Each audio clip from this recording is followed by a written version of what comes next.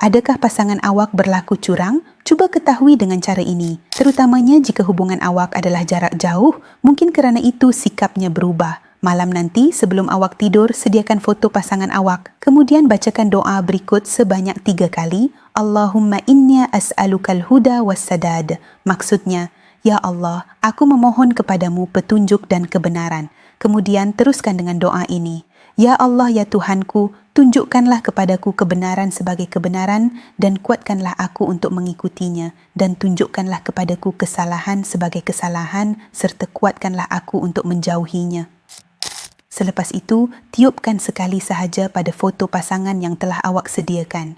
Amalkan cara ini setiap malam. Dengan izin Allah, semoga kebenaran segera ditunjukkan. Datangnya kebenaran itu berbeza-beza caranya. Ada pasangan yang tertangkap perbuatannya, ada yang terbongkar pembohongannya dan ada juga yang akhirnya mengakui kesalahannya. Jika awak ingin dibantu untuk mengikat jiwa pasangan jarak jauh supaya tidak berlaku curang, hubungi nombor di bio.